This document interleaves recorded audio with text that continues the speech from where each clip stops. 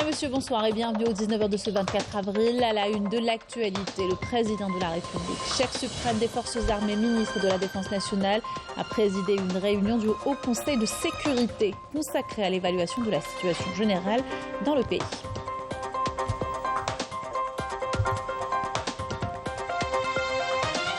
En application des instructions du président de la République, le ministère des Affaires étrangères lance l'opération d'évacuation des ressortissants algériens établis au Soudan et met à leur disposition un numéro vert.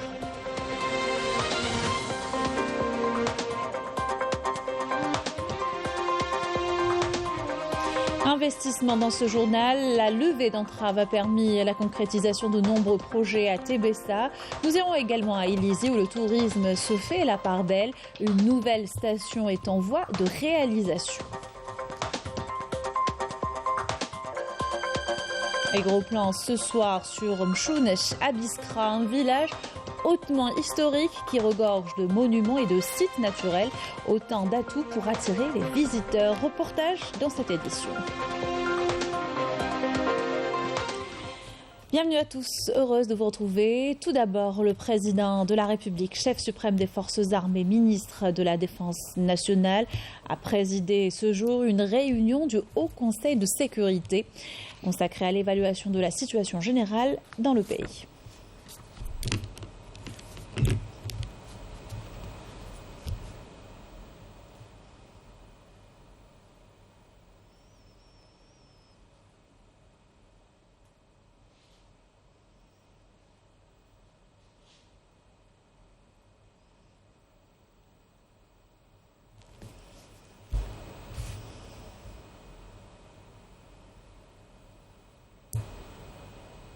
Dans l'actualité, le ministère des Affaires étrangères annonce le début de ce lundi d'une opération d'évacuation des membres de la communauté nationale établie au Soudan et désirant quitter ce pays et du staff de l'ambassade d'Algérie à Khartoum. L'opération vient en application des instructions du président de la République et suite à la crise déplorable que connaît ce pays frère. Tous les moyens ont été mobilisés pour assurer la réussite de l'opération, précise le ministère, qui a affirmé en outre qu'il suit de près la situation au Soudan à travers une cellule de crise mise en place à cet effet. Sous la présidence du secrétaire général du ministère, le MAE appelle les ressortissants algériens se trouvant dans ce pays à faire preuve de vigilance et de prudence et à rester en contact permanent avec ses services via le numéro vert et l'adresse électronique qui s'affiche sur votre écran. Et de nombreux pays ont entrepris l'évacuation de leurs ressortissants du Soudan alors que les combats se poursuivent entre l'armée soudanaise et les forces d'intervention rapide à Khartoum, Darman et d'autres régions. La situation humanitaire est difficile sur place, au Darfour également, où la population compte sur les aides humanitaires. Leur acheminement est mis à mal par les affrontements. Le point par Raouf Hamouche. Les opérations de rapatriement des ressortissants étrangers se poursuivent au Soudan. Plusieurs milliers d'étrangers ont été évacués à ce jour par voie aérienne, maritime ou terrestre. Des centaines sont encore bloquées.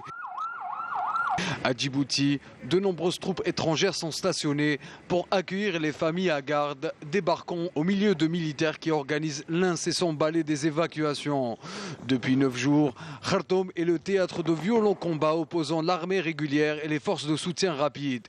Explosions, raids aériens et tirs n'ont pas cessé dans la capitale. Ces 5 millions d'habitants n'ont qu'une idée en tête, quitter la ville en proie désormais au chaos. Il y aurait au moins 20 000 Soudanais réfugiés au Tchad, pays frontalier.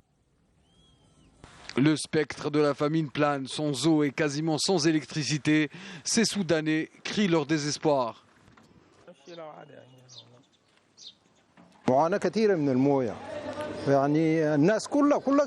C'est le chaos ici, nous craignons le pire.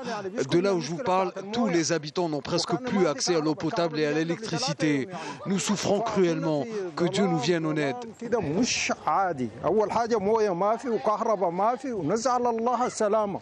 Comme vous le voyez, la situation est chaotique. Depuis le début des combats, les pénuries en eau s'accentuent, de même pour l'électricité.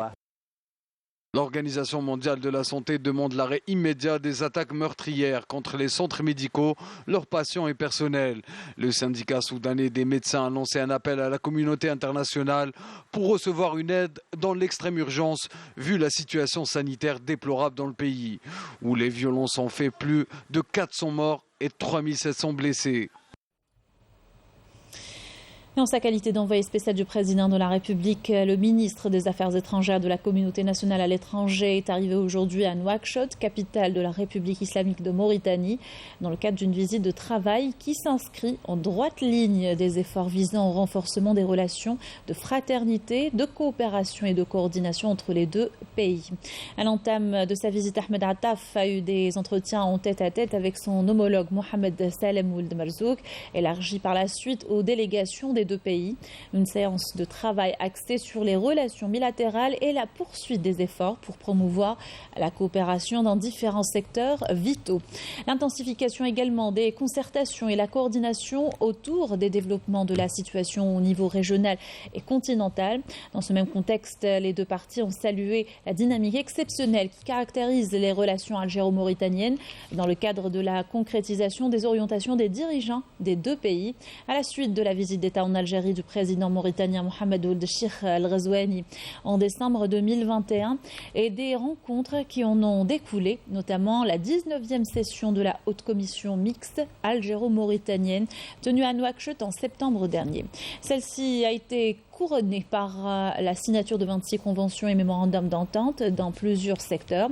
Il a également été question du taux d'avancement des projets mixtes lancés à leur tête, le projet de la route reliant Tindouf à Zouirat qui revêt une importance stratégique et dans le cadre de la concertation politique entre les deux pays, les deux ministres ont passé en revue des questions d'intérêt commun au plan maghrébin et arabe. Ils ont également abordé les derniers développements dans la région sahélo-sahélienne et au niveau continental en manière générale. Et les deux ministres ont d'ailleurs insisté sur l'importance du renforcement de la concordance des vues pour faire face aux nombreuses menaces. Un mémorandum d'entente a été signé à l'occasion pour la création d'un mécanisme durable destiné au renforcement de la concertation politique entre les deux pays. Investissement, la levée d'entraves a permis la réalisation ou le lancement de nombreux projets. Exemple ce soir à Tébessa avec une usine de production de peinture et une clinique ophtalmologique. Cette dernière vient renforcer les établissements médicaux de la wilaya. Les détails par Walid Yousfi. Plus que quelques jours avant l'entrée en exploitation de cette usine de peinture à Tébessa. Toutes les entraves ont été levées. Ces gérants voient déjà loin. Au-delà de la couverture du marché national, ils ambitionnent d'aller vers l'export. Toute une stratégie a été tracée dans ce sens. Le projet, comme vous le voyez, est prêt à 100%. Notre capacité de production peut dépasser les 400 tonnes par jour, dont la moitié sera destinée à l'export. Cette clinique d'ophtalmologie est un autre exemple de projet qui peinait jusque-là à démarrer son activité. Après la visite de la commission chargée de lever les obstacles, les investisseurs ont reçu des garanties. Ils espèrent son entrée en activité prochainement. Cela fait 7 mois que nous attendons. Aujourd'hui, nous sommes optimistes. Le Wali nous a rassurés. Il nous aidera pour l'accélération des procédures, même au niveau du ministère. Je ne comprends pas pourquoi la publié et enregistré. Bon. La semaine, vous aurez l'acte. La prolongation que vous demandez, dire la demande normale. On va les appuyer d'une lettre ou de la mais le plus tôt possible, il Un exemple à joindre à la longue liste d'investissements qui ont pu démarrer leur activité en bénéficiant de la levée des entraves dans la wilaya de Tébessa, ce qui va apporter une véritable plus-value à la région. À Nila, pas moins de 6 autorisations exceptionnelles d'exploitation ont été accordées récemment à des projets d'investissement privés dans plusieurs communes.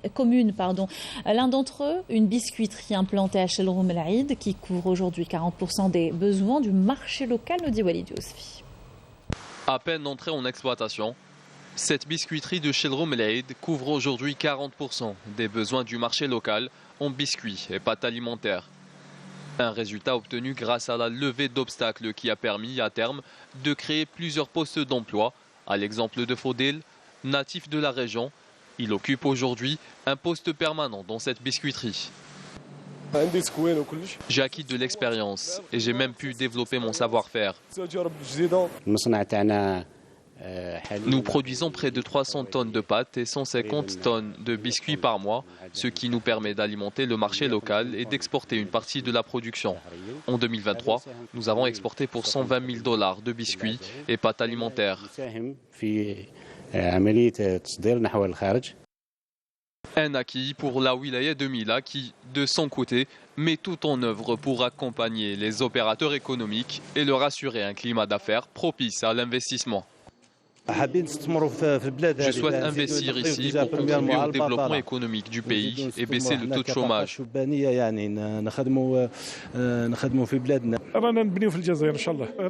On essaie de développer notre pays et le rôle de l'administration est d'aider les investisseurs à y arriver. Auparavant, c'était les investisseurs qui se déplaçaient vers l'administration. À présent, c'est l'administration qui fait ce déplacement. Il ne nous reste qu'une trentaine de dossiers d'investissement à étudier. À partir de là, ceux qui ne sont toujours pas entrés en exploitation recevront des avertissements. De quoi développer le secteur de l'industrie de la wilaya de Mila et apporter une plus-value à l'économie locale. Investissement toujours à Ilizi cette fois où le tourisme se fait la part belle. Plusieurs projets touristiques ont été lancés et plusieurs structures hôtelières sont en cours de réalisation. Elles permettront de recevoir le nombre croissant de visiteurs algériens mais aussi étrangers. Ces derniers bénéficient, je vous le rappelle, de facilitation d'accès au sud du pays. Mariam Danis. Ilizi est considérée comme l'une des villes les plus prisées du sud du pays. De nombreux touristes viennent passer leurs vacances dans cette localité féerique au charme doux et reposant qui offre aux visiteurs une mosaïque de paysages sahariens. Qu'est-ce que c'est important dans les déserts aujourd'hui? C'est la sécurité. Et l'Algérie, il a un système de sécurité qui est exceptionnel, vraiment fantastique. Nous, on sent d'être libre de faire les tours dans les déserts en pleine sécurité. Et ça, c'est vraiment important pour les Européens, pour les Italiens, pour tout le monde. On a traversé 3 déserts cette fois, le Tiodan, Tifernine et Issaouen. Et ça a été vraiment super. Ilizi est une wilaya touristique par excellence. Les touristes apprécient notamment les facilitations accordées par l'État en matière de délivrance de visas. La grande affluence des touristes vers le Tassili Najer a poussé les investisseurs à se lancer dans la réalisation de structures d'hébergement privées afin d'améliorer la capacité d'accueil et renforcer le parc hôtelier. Nous souhaitons promouvoir le tourisme interne en construisant des structures d'accueil à la hauteur des attentes des visiteurs.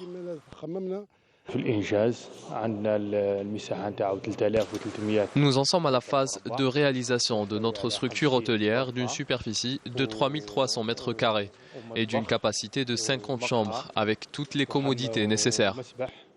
Ces investissements contribueront à répondre au mieux aux besoins des hôtes de la région, de quoi redynamiser le tourisme dans le grand sud algérien et mettre en valeur l'histoire et la beauté du Tassili Najer. Direction le Niger pour parler tourisme médical. Une agence algérienne propose des séjours en Algérie combinés avec des soins, des packs médico-touristiques préétablis et qui intéressent de plus en plus de Nigériens, comme vous allez le voir dans ce reportage de Khairuddin Khaldoun. Désormais, il sera possible aux Nigériens d'organiser leur séjour médical en Algérie grâce à l'agence touristique Selvitour, créée en 2021 par 2 Algériens installés à Niamey. L'agence a été créée en avril 2021. On a notre branche principale au niveau d'Alger. Le premier objectif, c'était de créer un tourisme algérien local. L'objectif de l'agence, c'est de faire connaître mieux l'Algérie par ses voisins subsahariens. Il y a beaucoup de Nigériens qui savent que l'Algérie, c'est un pays voisin. Il y a le désert, il y a le tourisme. Pour le second objectif de l'agence, c'est le tourisme médical. L'idée est partie avec M. Yahyaoui, le DG, qui a vu sur le terrain vraiment il y a une très grande, forte demande du truc médical ici. Suivant le type de traitement choisi et les disponibilités, l'agence coordonne avec ses différents partenaires en Algérie pour une meilleure prise en charge du patient. Il a eu l'opportunité de se déplacer en Algérie, avoir des cliniques locales algériennes. Avant même le déplacement du malade, son dossier doit être transmis, effectivement, pour qu'on puisse savoir dans quel domaine l'aider. Et vous avez un dossier médical? Oui. Ok, donc on va transmettre le dossier médical à la clinique en Algérie. Une fois que son dossier est accepté, on fait la demande de visa au niveau de notre ambassade pour faciliter le dossier. Et si c'est OK, on s'occupe vraiment de la personne jusqu'à destination. Bien accueilli, bien pris en charge par nos équipes qui sont là jusqu'au dans les hôpitaux ou bien les cliniques. Et après, jusqu'à son retour au pays, à son domicile naturel. Les propriétaires de l'agence envisagent de créer d'autres annexes sur tout le territoire nigérien afin de répondre à la forte demande des patients. Pour notre ambition, on va essayer de créer sur tout le territoire nigérien des agences pour faciliter le va-et-vient, soit sur le tourisme médical ou bien le tourisme local. On doit être prêt partout dans le pays et dans la sous-région aussi. Ok, merci beaucoup. De rien. Bonjour. Ce communiqué du MDN dans le cadre de la lutte antiterroriste et grâce aux efforts des services de sécurité de l'armée nationale populaire, un terroriste s'est rendu le 23 avril aux autorités militaires de Bojbaji Mourtal, en 6e région militaire. Il s'agit du dénommé Qadir Khalifa, dit Blech, qui avait rallié les groupes terroristes activant dans la région du Sahel en 2017. Le dit terroriste avait en sa possession un fusil mitrailleur FMPK, un pistolet mitrailleur de type Kalachnikov, 3 chargeurs de munitions et 3 bandes de munitions FMPK, un appareil de communication satellitaire ainsi qu'une quantité de munitions de différents calibres et divers effets. Cette opération témoigne une fois encore du haut degré de vigilance et de l'efficacité des unités de l'armée nationale populaire en charge de la lutte contre le terrorisme et de la sécurisation des frontières. Du sport dans ce journal et football, l'USM Alger a battu hier soir l'AS FAR au stade du 5 juillet sur le score de 2-0. Rencontre allée des quarts de finale de la Coupe de la CAF. En remportant ce match, les Algérois s'assurent une suite de compétitions confortable. Les détails par Sid Ahmed Walaï. Il était dit qu'aucune force ne résisterait ce soir-là à la séduisante formation algérienne, l'USM Alger, dans un grand jour. Les forces des armées royales, pas suffisamment armées pour contrer des rouges et noirs euphoriques et surtout déterminés, eux et leur merveilleux public, à s'imposer avec l'art et la manière de 2-0.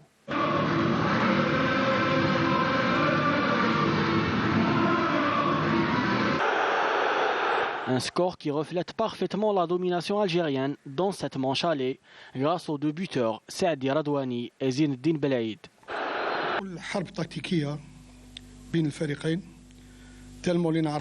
Le match était très tactique. Les 2 équipes se connaissent très bien. On a essayé de les contrer dans leurs points forts et de les empêcher de jouer, ce qui a très bien marché. Reda Slim, le numéro 7. Complètement désarmés, les phares doivent encore une fois subir les assauts Smith dimanche prochain dans une manche retour favorable aux représentants algériens qui, en cas de qualification, affrontera en demi-finale le vainqueur de la double confrontation entre l'US Monastir de Tunisie et les Ivoiriens de la SEC Mimosa.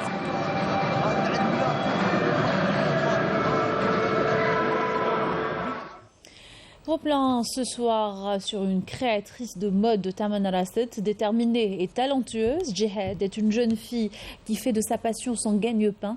Avec les créations qu'elle confectionne et commercialise, elle se fait petit à petit une place dans le monde du modélisme. Hanan Bouraïou et Majda Jahmoun pour les détails.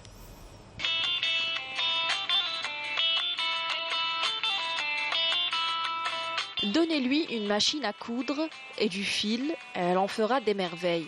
Passionné par la couture, Djihad se rend tous les jours à la maison de l'artisanat de Tamanrast pour laisser libre cours à sa créativité.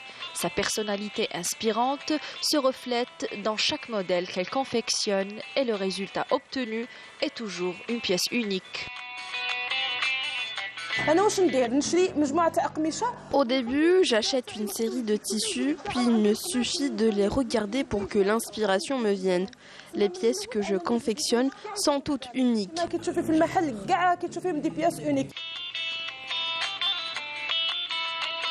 Couturière autodidacte, mais également créatrice de vêtements sur mesure, la broderie et le dessin sont devenus un jeu d'enfant pour Djihad, qui a donné à ses créations des touches africaines, égyptiennes et même asiatiques.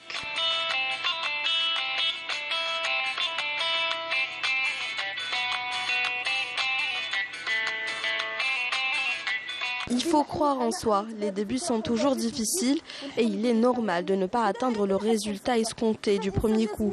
Mais il ne faut pas abandonner, il faut croire en ses rêves pour parvenir à les réaliser.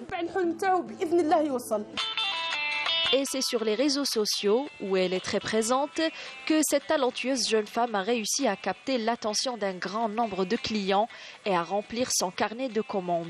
Elle a pu aujourd'hui se faire un nom dans le monde de la couture et du modélisme en Algérie. Mes pages sur les réseaux sociaux m'ont permis de faire beaucoup de connaissances avec des Algériens et même des étrangers, notamment les couturières et les personnes activant dans le domaine. Je totalise un grand nombre de vues sur les lives que je partage. Les réseaux sociaux m'ont également permis de commercialiser plus facilement mes créations. Le success story de Djihad en a inspiré plus d'un. Elle voit très grand et elle a fait de son talent un projet personnel qu'elle compte bien développer avec le temps pour atteindre une renommée mondiale. De Tamanrast, on va à Biskra, à la découverte d'un village hautement historique, théâtre de grands événements lors de la guerre de libération. Mchounesh regorge de monuments intéressants, mais aussi de sites naturels. L'architecture même des maisons de la région est un atout pour attirer les touristes, comme vous allez le voir dans ce reportage de Nakhla Arabi. L'entrée du village fait un peu penser à Tarit sans les dunes. Mchounesh ou Himsounine est plus connu pour ses gorges, ses maisons en terre et ses magnifiques palmeraies bordant l'Oued. Nous sommes dans les Aurès du sud, à une trentaine de kilomètres de Biskra. Quand on parle de Himsounine, on fait systématiquement référence à l'histoire de cette commune devenue daïra et au tourisme. On a les gorges, un très vieil hôtel, le transatlantique, qui sera bientôt réhabilité. L'Oued Hay et l'Oued Labiad qui prend sa source de l'Oued Chelia. Pour ce qui est de l'histoire, on ne peut ne pas parler de la bataille de Mchounesh en 1844 ou encore de celle de 1954 lors de laquelle le village a été attaqué par l'armée française. Habitués à vivre dans cette carte postale en 3D, les habitants font presque l'impasse sur la beauté des lieux et sur les nombreux atouts touristiques quand ils évoquent le passé révolutionnaire de Himsounine, l'une des premières révoltes populaires menées par Sadr ul-Hajj et du fils de la région dont la maison natale a été transformée en musée, le colonel Sil Hawes, chef de la wilaya 6 historique, mort au combat en mars 1959. D'emblée acquis à la cause nationale, Mchounesh a été érigé en camp de concentration par l'armée française qui avait vidé tous les villages et hameaux alentours. C'était sans compter la détermination des habitants de la région, puisqu'ici est née l'une des premières révoltes populaires. C'est aussi ici qu'est né Sil Hawes, enfant de la Zawiya Deit Hamouda, d'où sont issus bon nombre de révolutionnaires. Notre région draine beaucoup de touristes. Nous avons beaucoup de beaux endroits. Et nous avons aussi un artisanat typique de notre région que j'essaie tant bien que mal de préserver. On ne visite pas Mchounesh une seule fois. On y retourne sachant que le village regorge de faits d'histoire, mais surtout de lieux et de places à visiter, comme l'usine de poterie, l'hôtel du village ou encore Tariq el-Jebeli, ou la route de la montagne calcaire et aride, où s'est déroulée la fameuse bataille de Berkouk, ou Ma'arakat Berkouk, et sur laquelle est tombé en martyr lors d'un guet-apens Dellouli Zerrouk, un autre vaillant enfant de la région. Voilà qui clôt notre journal. Merci de l'avoir suivi. Excellente soirée sur Canal Asia.